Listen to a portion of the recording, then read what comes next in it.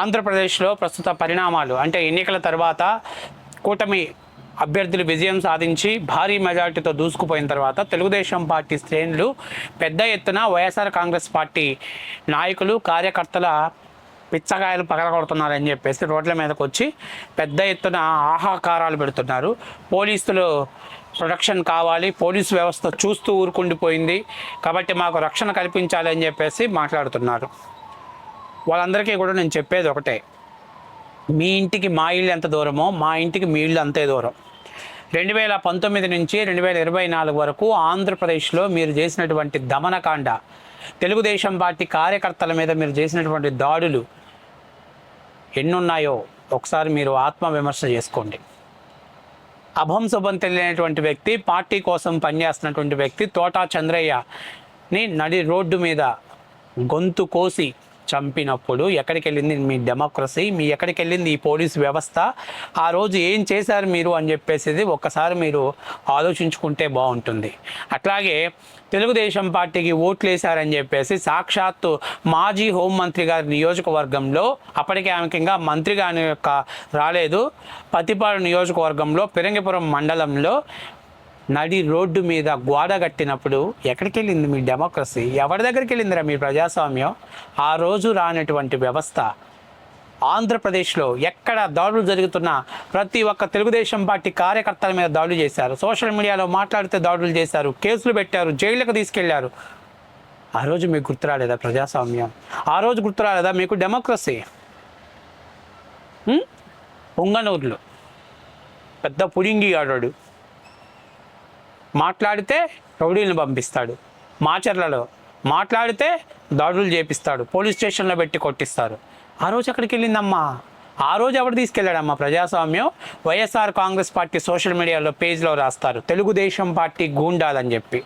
నేను ఈరోజు ఏం చెప్తున్నానంటే, తెలుగుదేశం పార్టీ 2014 నుంచి 2019 వరకు చంద్రబాబు నాయుడు గారు రాష్ట్ర అభివృద్ధి కోసం, అలాగే అమరావతి అభివృద్ధి కోసం ఆయన ఎక్కడా కూడా రాష్ట్రంలో ఘర్షణ వాతావరణం ఉండకూడదని చెప్పేసి అంతకుముందు చాలామంది ఫ్యాక్షన్ ముసుగులో ఉన్నటువంటి నాయకులు అందరినీ కూడా ఒక వేదిక మీదకి తీసుకొచ్చి వాళ్ళందరి చేత కూడా ఈ రాష్ట్రానికి అభివృద్ధి ఫలాలు తప్పనించి హత్యా రాజకీయాలు, ఫ్యాక్షన్ రాజకీయాలు ఉండకూడదని చెప్పినటువంటి భావించినటువంటి ఒక పెద్ద ఆయన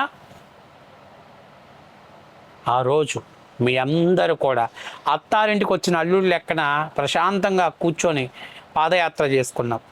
ఈ రాష్ట్రంలో అరే బాబు, ఈ రాష్ట్రంలో దేవుడి విగ్రహాల కంటే కూడా మీ నాయన విగ్రహాలు ఎక్కువైపోయినాయి. రాష్ట్రంలో ఊరుకు 4-5 విగ్రహాలు పెట్టారు.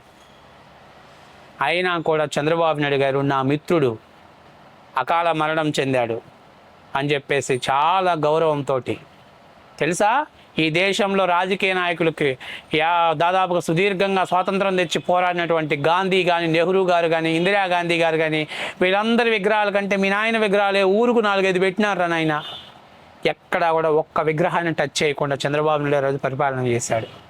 నువ్వేం చేసావు?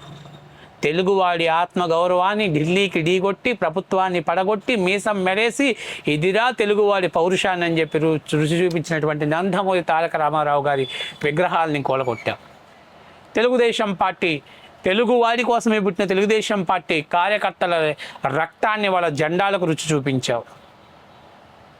మరి పౌరుషంతో పుట్టిన తెలుగుదేశం పార్టీ కార్యకర్తలు ఈరోజు చేతులు కట్టుకుని నిలబడతారా? ఈరోజు నేను చెప్తుంది ఏంటంటే, మీరు 2014 నుంచి 2024 వరకు క్రమశిక్షణ తప్పారు.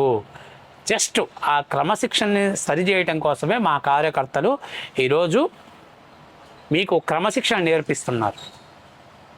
కాబట్టి మీరు దాన్ని ఏదో ఇంకొక విధంగా భావించి అన్నితగా భావించవద్దు. కాకపోతే ఇందులో నాయకులకు కొంత స్పెషల్ ట్రీట్మెంట్ ఉంటుంది.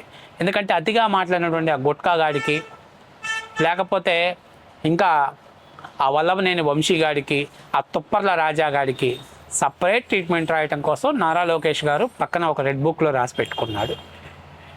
దేవినేని అవినాష్ని ఎందుకు పెద్దగా టచ్ చేయట్లేదు, నా దగ్గర రౌడీజం ఉంది తోటలో తీసుకెళ్తాను అనుకుంటాడేమో, కానీ వాస్తవం అది కాదండి. దేవినేని నెహ్రూ గారు పోతా పోతూ చంద్రబాబు నాయుడు గారి దగ్గర ఒక మాట తీసుకున్నారు. అది యాదృచ్ఛంగా జరిగిందో లేకపోతే మరో విధంగా జరిగిందో, నేను చచ్చిపోతూ తెలుగుదేశం పార్టీ జెండా కప్పుకొని చచ్చిపోతాను, నా కొడుకు రాజకీయ భవిష్యత్తు తెలుగుదేశం పార్టీలో జాగ్రత్తగా చూసుకోవాల్సిన బాధ్యత చంద్రబాబు నాయుడు గారి దగ్గర ఉందని చెప్పేసి ఒక మాట తీసుకున్నారు. ఆయన కూడా చాలా పెద్ద పదవి ఇచ్చి గౌరవించాడు, గుడివాడలో ఓడిపోయాడు. సరే మేము కూడా వీరుడు సూర్యుడు మా అవినాషు మా నెహ్రూ గారి బిడ్డ అని చెప్పి మేము గర్వంగా అనుకున్నాం. కరెక్ట్గా జస్ట్ ఒక 45 days 60 daysలో ఆడికి ఒక్క బుద్ధి చూపించేశాడు. సరే ఏదో తప్పనిసరి పరిస్థితుల్లో వాళ్ళ ఆస్తులు కాపాడుకోవడం కోసం వెళ్ళిపోయాళ్లే, పోతే పోయాళ్లే. సరే మా నెహ్రూ గారు పాపం చివరికి అడిదిరిగి వచ్చి చివరికి తెలుగుదేశం పార్టీ జెండా కప్పుకొని చనిపోయారు. ఆయన గౌరవంతో మేము మాట్లాడలేదు. కానీ కన్న తల్లి లాంటి తెలుగుదేశం పార్టీ ఆఫీస్ మీద దాడి చేసిన తర్వాత ఆ దాడి గురించి నువ్వు మాట్లాడినాక ప్రతి ఒక్క తెలుగుదేశం పార్టీ కార్యకర్తల గుండెల్లో ఖచ్చితంగా ఇది బలంగా నాటుకుపోయింది. సో వెయిట్ చేయి. ఈరోజు తెలుగుదేశం పార్టీలో ఉంటే ఖచ్చితంగా నువ్వు ఏదో ప్రాంతం నుంచి ఎమ్మెల్యేగా కంటెస్ట్ చేసేవాడివే, గెలిచేవాడివే. నీ రాజకీయ భవిష్యత్తు బ్రహ్మాండంగా ఉండేది.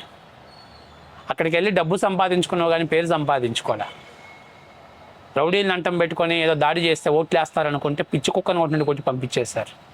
కాబట్టి ఇలాంటి పరిస్థితుల్లో మంత్రుల గురించి తర్వాత మాట్లాడుకుందాం. ఇలాంటి పరిస్థితుల్లో జస్ట్ క్రమశిక్షణ సరిచేయడం కోసం మా కార్యకర్తలు అక్కడెక్కడ దాడులు జరుగుతున్నమాట వాస్తవ విషయమే. ఇక ఎన్టీఆర్ గారి విశ్వవిద్యాలయాన్ని పేరు మార్చితే ఈరోజు మేము ఆ విశ్వవిద్యాలయాన్ని పేరు మార్చడం తప్పంటే ఎట్లా? మీ నాయన గట్లా, నువ్వు గట్లా. ఆ రోజు తెలుగు వాళ్ళకు ఒక విశ్వవిద్యాలయం ఉండాలి, వైద్య విశ్వవిద్యాలయం ఉండాలని ఎన్టీఆర్ గారు పట్టుబట్టుకుని దాన్ని తయారు చేస్తే చంద్రబాబు నాయుడు గారు పూర్తి స్థాయిలో దాన్ని ఫినిషింగ్ చేసుకొని చక్కగా తెలుగు ప్రజలకి చాలామంది డాక్టర్స్కి ఈరోజు ఎన్టీఆర్ విశ్వవిద్యాలయం అని చెప్పేసి ఉంటే ఈరోజు వచ్చి వైఎస్ఆర్ విశ్వవిద్యాలయాన్ని మారిస్తే ఎట్లా ఊరుకుంటాం? కాబట్టి గతంలో మీరేం చేశారు? మీరు ఆ రోజు పోలీస్ వ్యవస్థను ఎలా వాడుకున్నారు, ఈరోజు మేము ఎలాగా దానికి తిప్పి కొడుతున్నారు అనేవి కూడా చూసుకున్నప్పుడు ఖచ్చితంగా దెబ్బకు చర్యకు ప్రతిచర్య ఉంటుంది, దాడికి ప్రతి దాడి ఉంటుంది. కాబట్టి ఖచ్చితంగా కూడా ఈ 5 yearsలో కాకుండా ఈ 6 monthsలోనే తెలుగుదేశం పార్టీ కార్యకర్తలు వైఎస్ఆర్సీపీ శ్రేణులందరినీ కూడా క్రమశిక్షణలో పెట్టేటువంటి బాధ్యతలో బిజీగా ఉంటారు. ఇక మనోడు మాట్లాడుతున్నాడు ఒక్క వీడియోతోటి రాష్ట్రం దేశమంతా ఫేమస్ అయినటువంటి మన హిందూపురం మాజీ ఎమ్మెల్యే గోరంట్ల మాధవ్ మాట్లాడుతున్నాడు. కంటికి కన్ను పంటికి పన్ను మేము దలుచుకుంటే ఏదైనా చేస్తాను, నువ్వు నాయన ఏదైనా చేయగలను ఆయన, రెండోసారి మాత్రం బట్టలు లేకుండా వీడియో మాత్రం చేయమాక. ఇప్పటికే రాష్ట్ర వ్యాప్తంగా దేశవ్యాప్తంగా నోడు లేకపోతే 4 ఎంపీ ఎవరైనా అంటే గోరంట్ల మాధవ్ అని చెప్పి గూగుల్లో వస్తుంది. ఇంకా రెండోసారి మాత్రం ఆ ప్రయత్నాలు చేయమాకయ్యా మాధవ్, మూసుకొని కూర్చో. అందరూ మూసుకొని కూర్చున్నారు అక్కడ. అర్థమైందా? నీ మీద ఎవరు టార్గెట్ చేయట్లా, నీ రాజకీయ జీవితాన్ని నువ్వే నాశనం చేసుకున్నావు. కాబట్టి నువ్వు మూసుకొని కూర్చో. ఖచ్చితంగా వైఎస్ఆర్సీపీ సోషల్ మీడియాలో చెలరేగినటువంటి ప్రతి ఒక్క నా కొడుక్కి సమాధానం చెప్పాల్సిన సమయం ఈరోజు తెలుగుదేశం పార్టీకి వచ్చింది. దాని సమాధానం చెప్పడానికి సిద్ధంగా ఉన్నారు. అలాగే కొడాలి నాని ఇంటి మీద గుడ్లేసిన, వల్లభనేని వంశీ మీద రాడ్లేసిన ఈరోజు నేను అడుగుతున్నా, ఏమయ్యా వల్లభనేని వంశీ, ఈరోజు నువ్వు వైసీపీలో గూండాల రాజ్యం అని రాపించావే, 2000 నువ్వు కన్నతల్లి లాంటి పార్టీ సింబల్ మీద గెలిచి తెలుగుదేశం పార్టీ ఆఫీస్కి నిప్పు పెట్టి బొచ్చుల అర్జునుడు గారు ఉన్నప్పుడు ఏ విధంగా దాడి చేసావు? ఆ రోజు ఎక్కడికి వెళ్ళిందిరా కుక్క నువ్వు? ఆ రోజు ఎక్కడికి వెళ్ళావు? ఆ రోజు డెమోక్రసీ గురించి ఈరోజు వైసీపీ టీడీపీ గూండాలని చెప్పి రాస్తున్నావు. మర్చిపోయారు అనుకుంటున్నావు ప్రజలు, మర్చిపోయారు అనుకున్న తెలుగుదేశం పార్టీ కార్యకర్తలు. తాట తీస్తాం, గుర్తుపెట్టుకో. ఈరోజు చెప్తున్నాం తెలుగుదేశం పార్టీ జెండాకి అంటిన ప్రతి రక్తపు చుక్కకి సమాధానం దొరికే సమయం దగ్గరలోకి వచ్చింది. ఖబర్దార్, జాగ్రత్తగా ఉండండి. మీరు అనుకుంటున్నారేమో పారిపోతాం, ఎక్కడికి పోతారా మీరు? ఎక్కడికి పోతారు? హైదరాబాద్ పోయినా కూడా వదిలిపెట్టేది లేదు మిమ్మల్ని. పట్టుకొస్తాం ఒక్కొక్కటికి చరిత్ర. వాడు ఎందుకురా తెలుగుదేశం పార్టీ కార్యకర్తలతోటి నాయకులతోటి జెండాతోటి బొమ్మతో పెట్టుకున్నాంరా అని చెప్పేటట్టుగా బొమ్మ చూపించే సమయం దగ్గరలోనే ఉంది, గుర్తుపెట్టుకోండి. 5 ఏళ్లలో మాకు అధికారం వస్తుంది. వెయిట్, 5 ఏళ్ల తర్వాత కదా అసలు మీ పార్టీయే ఉండకుండా ఉంటుంది చూడు ఈ రాష్ట్రంలో.